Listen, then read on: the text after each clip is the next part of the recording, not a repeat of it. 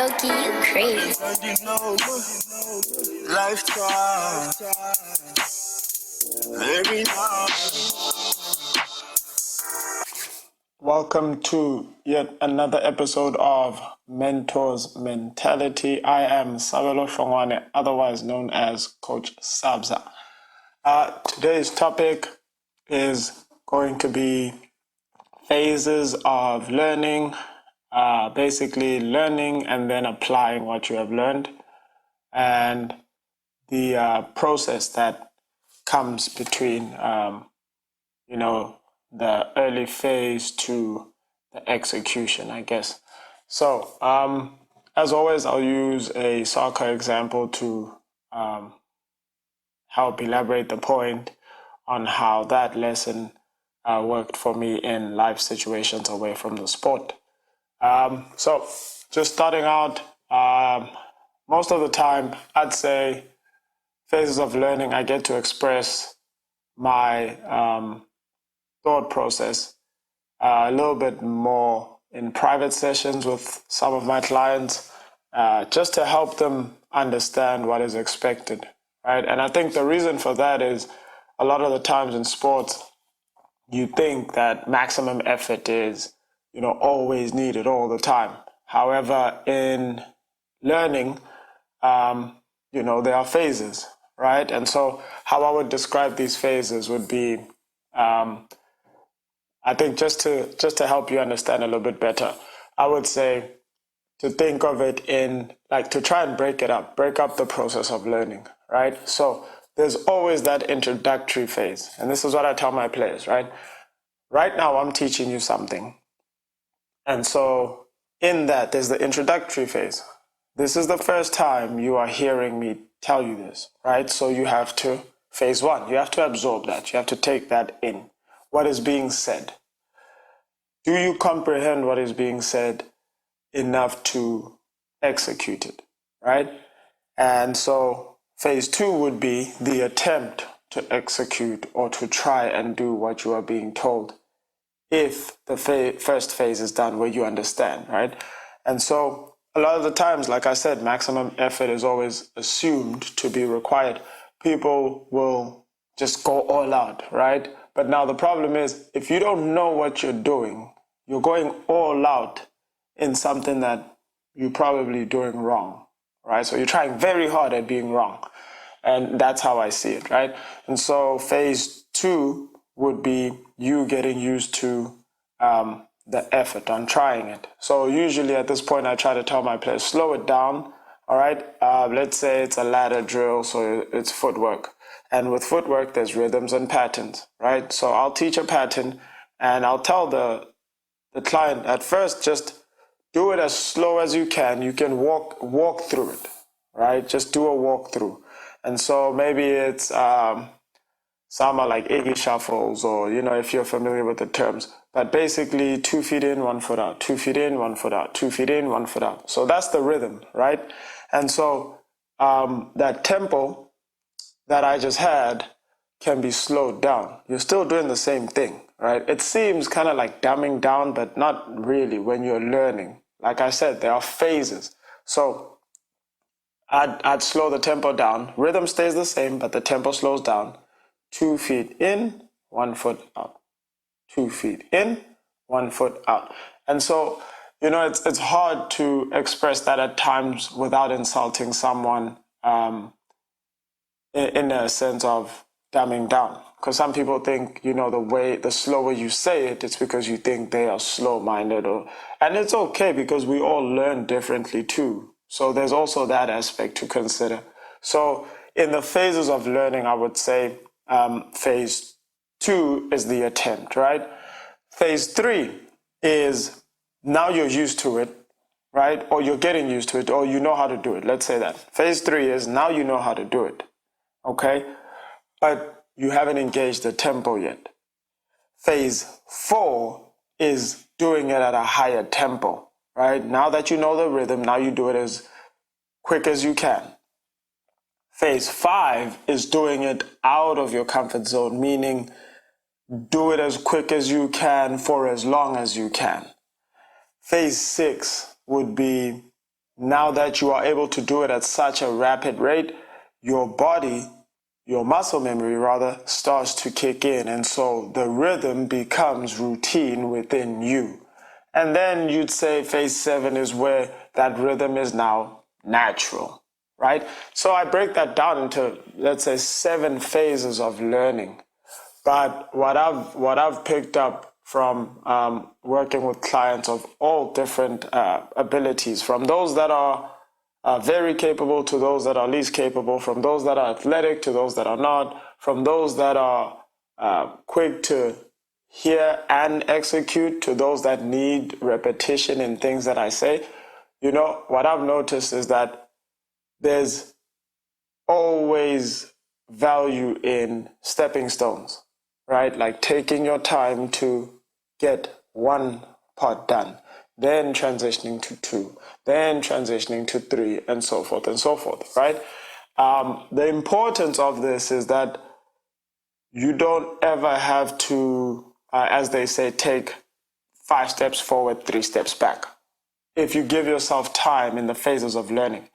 In those phases, if you allow yourself to learn everything there is to learn in phase 1 and then transition to 2 and then transition to 3, you'll never have to go back to 1. Or if you do, you'll have experience and keywords or key signals that kind of spark that awareness to say, you can do this better. Remember, if you do this quicker, you can execute better. If you focus on this, you can do that better because you've spent time in that, right? And I think a lot of people in all aspects of life, be it sports or outside of sports, in work environments, and even family, right? We never give ourselves time to experience a phase and learn through that phase and then transition on. It's almost like we feel the pressure to always execute at maximum effort all the time. There's value in that too, no doubt. I can't take that away, right? I can't deny that. There's a lot of value in leaving it all on the field, as they say. But that's where in development, or in the time where you are considered as someone who is developing, in sports, this is what they say, right? In life, I would say it's almost like from being a baby to a toddler to a kid to a teenager to an adult or a young adult and then adult, those are all phases, right? And so in each, there are lessons that you need to be learning in order to be ready by the time the next phase kicks in. Right? And so if you don't, for those that don't, sometimes you end up learning life lessons at an older age that you could have learned at a younger age. So parenting, styles of parenting would be a good example to use in this sense. You have a kid who reads every single night, right? And then you have a kid that doesn't read every single night. By the time they get to 1st or 2nd grade together, the other kid will be a little more advanced. The one who reads or has been reading or is used to reading is a little more advanced than the one that hasn't, right? It's not to say the one that hasn't is behind when it comes to what that grade, 1st grade expectations are, but it's to say that they learned lessons that they could have been learning now earlier, and so it seems like they're at an advantage. But if the 1st grader dedicates their time to learning at that time, right, what they need to learn, by the time the school needs them to know what they need to know, they'll be ready. But in order for that kid who started reading to be able to read, they first had to go through letters. Understanding letters, knowing the letters, identifying the letters, maybe even writing the letters, pronouncing the letters to words. And then from words to sentences, from sentences, and so forth. So I think learning is learning, right? It doesn't matter what the lesson is. Learning is learning. Not knowing and then knowing needs that learning phase or process. So too many times in life, I feel like we don't give ourselves that recognition to say, well, I'm at a point where I need to be learning, or let me learn from this situation. And so you hear a lot of people use the examples of, oh, it's either you win or you learn, right? And I strongly believe, I'm a strong believer in you win or you learn, simply because there are lessons in winning. This is the key, though. The difference that I would care to share is that I believe there are lessons in winning and there are lessons in losing too. Not only lessons in just a loss or in negativity or in anything bad, right? So I would say, as a piece of advice when it comes to life away from sports, I believe that we all need to recognize the phase, time, and stage that we are in, and the transition that is needed, the lessons that are needed.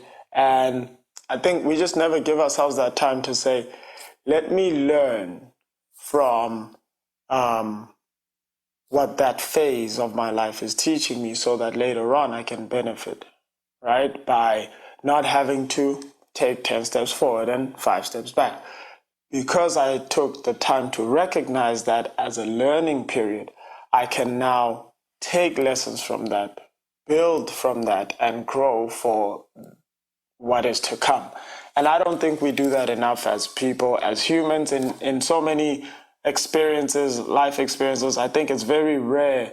I think, you get overwhelmed, which is fine. And, it's human nature.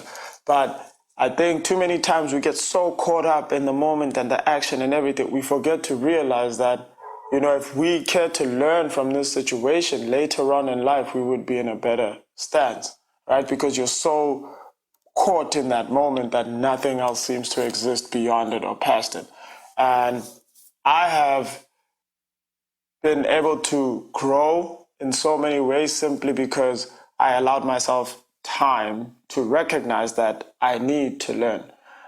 Be it at my work, I have been dealing with a lot of recruiting, a lot of administrative stuff as a head coach at Arkansas Baptist, whereas at CBC, I was a assistant coach.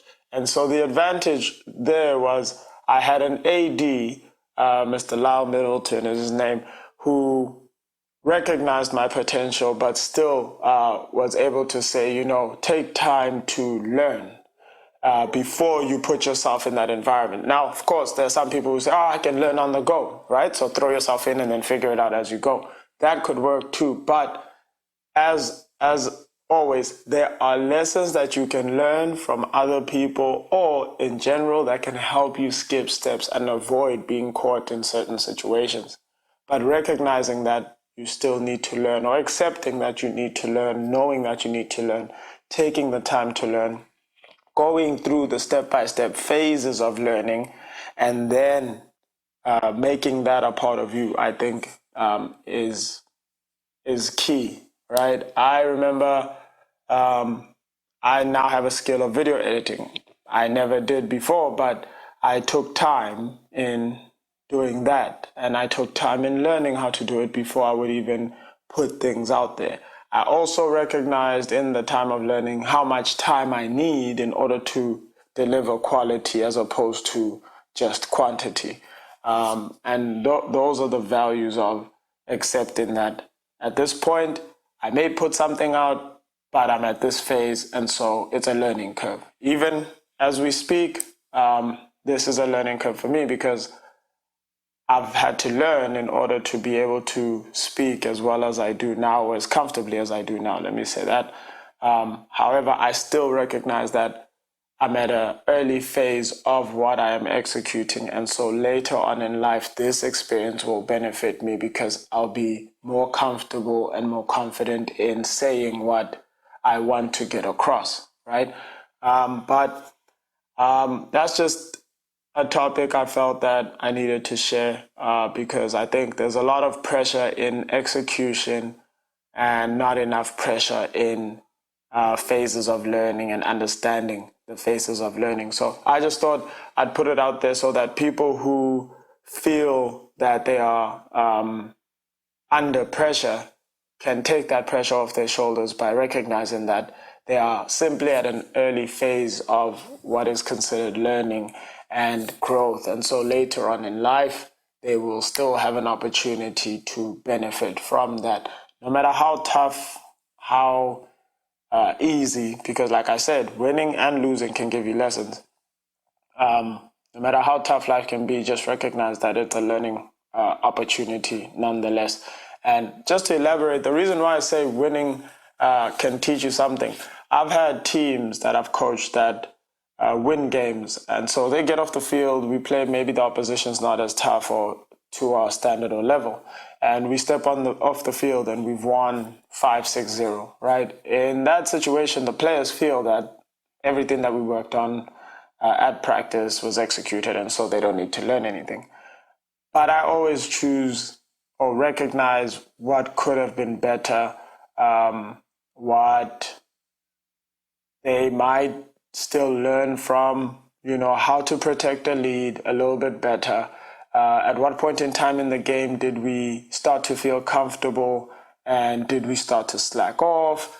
The dangers of being ahead are similar to giving up when you are behind, right? When you are ahead, you can be comfortable and just feel like, oh, well, we've won this game before the game even ends, and then the opposition comes back. But if you keep that mindset of we need to win, then, you keep the focus, right? Until the whistle is blown, which is more respectable in the sport, in any sport, to give that effort until there is no more time on the clock, instead of assuming that you've won, right?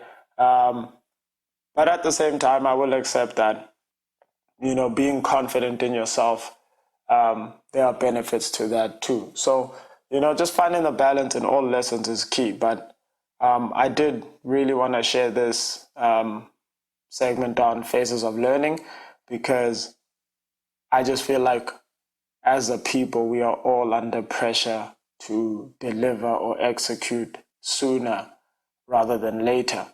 And I just think, time is man-made. So, we control how we choose to feel about a certain thing at any certain point in time, right?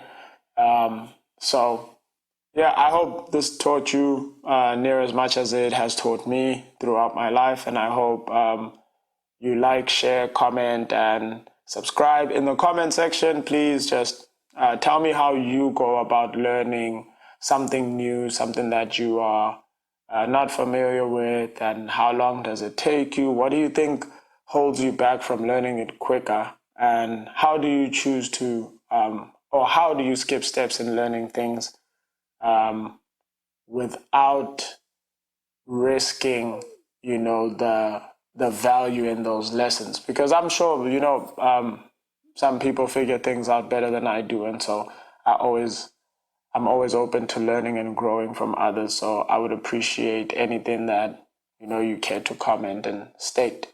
But as always, this is Coach Sabza out.